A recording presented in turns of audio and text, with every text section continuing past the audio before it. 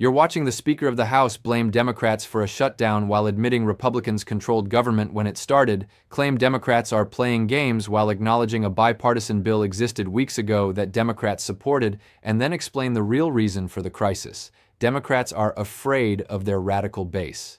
Speaker Johnson just stood at a press conference and said Democrats agreed to fund Homeland Security as one complete department several weeks ago. It was bipartisan. Everyone was on board. But now, he says, they want to break it apart and fund pieces separately because they don't think it's politically advantageous, and their base is screaming that they're not fighting Trump. Then he pivots to the human cost. 450 TSA agents quit this morning. Workers have gone unpaid for 49% of the fiscal year. Families are suffering. Airports are understaffed. People can't get to funerals and weddings. And he says this is all because Democrats are afraid to go to their base and say they're doing anything that complies with common sense. But here's what he doesn't explain. If Democrats supported the bipartisan bill weeks ago and Republicans control the House, Senate, and White House, why isn't the bipartisan bill being voted on? Why is the shutdown continuing if consensus existed? What you're about to hear is how a majority party blames the minority for a crisis while refusing to vote on the solution both sides previously agreed to. Speaker, good morning. On the government shutdown, Mr. Speaker, it seems as though Republicans and Democrats are talking past one another right now. Is the only person who could solve this the President of the United States, and why isn't he involved? Well, I think he is involved. I mean, I know he had. He knocked down the plan yesterday. Well, that's what's been reported. Okay, he said that in the Oval Office that he was not pleased with that plan. Well, actually, that was the exact quote somewhere. I think he said that. To paraphrase him, I think he said he's a little skeptical or cynical that the deal's going to come together. What we're hearing, okay, on our chamber is that there's discussions going on and Democrats are demanding to break off parts of Homeland and fund it separately. I'm so appreciative Congressman Siscomani. As he noted, he was in charge of the Homeland bill as it's in its earliest stages coming through the House, and it was a bipartisan bill. Remember, the Democrats agreed with all that. They understood. It's one of the 12 appropriations bills in their annual appropriations packages, and we always have Homeland funded as an entire department. There's obvious reasons for that. It's very important. I don't think we need to be breaking it apart, and so I think that's what the President is reflecting there. He wants Congress to do its dang job. We have done it, the Republicans have, but the Democrats are refusing to go along on that, even though just several weeks ago, they were in favor of it. Now, they don't think it's politically advantageous for them, and they're playing games, and it's endangering the lives of American citizens, and it's causing real hardship for people. You know that there are 450, approximate number this morning, there are 450 TSA agents who are no longer going to work for the agency. How can you blame them? As Peter Scalise said, 49% of FY26, the fiscal year, they have been unpaid. This is a real hardship for their families. And all the travelers, business travelers, people traveling to go to funerals and weddings and with their families, they can't get through the airports because the Democrats are playing games. And you know what? You should ask your the ultimate question, why? Why is Chuck Schumer and Hakeem Jeffries, why are they doing this? Why would they know this is crazy. They have to know it's crazy to not be able to call this out. Why are they doing it? Because they're afraid of their radical base.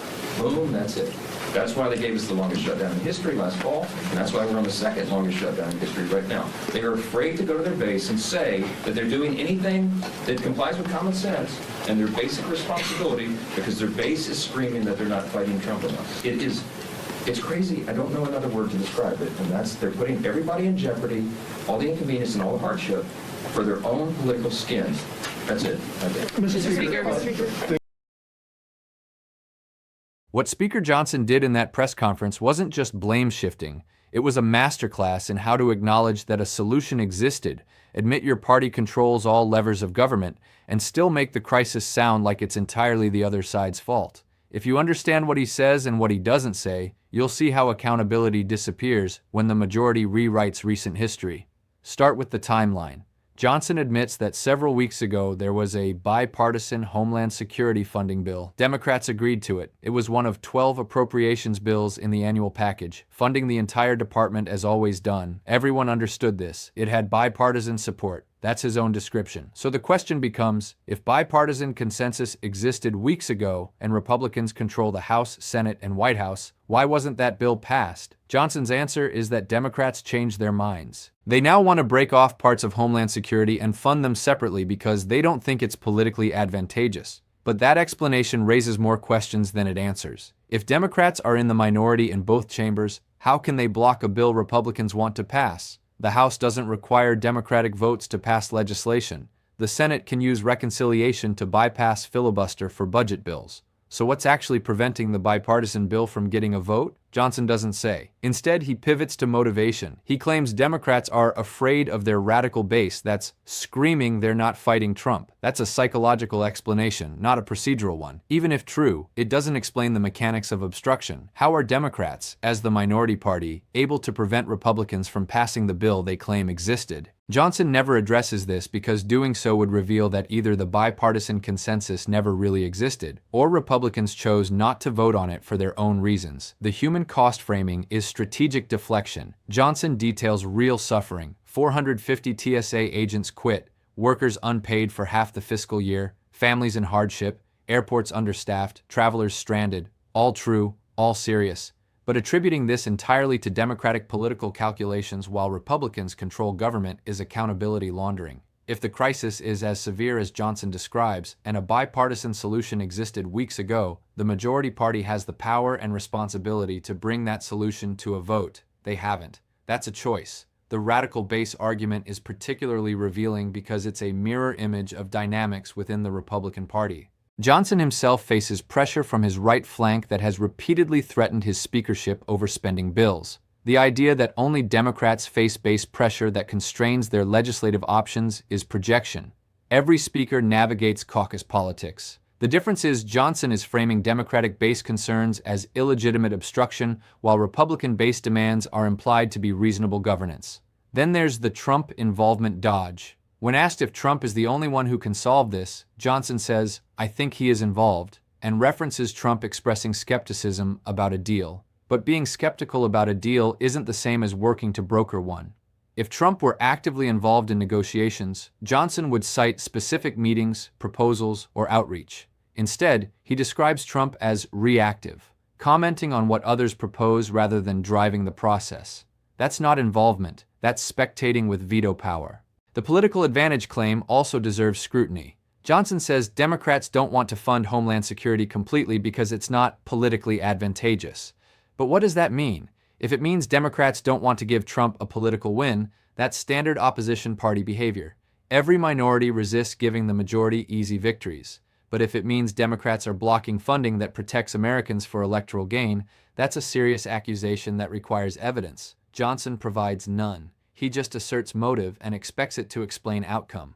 What's entirely missing is any explanation of what Republicans are offering or why Democrats would abandon a bipartisan deal they previously supported. Did the bill change? Did Republicans add provisions Democrats can't accept? Did the funding levels shift? Did new policy writers get attached? Johnson doesn't say. He just claims Democrats flipped for political reasons, which conveniently absolves Republicans of any responsibility for the negotiation collapse.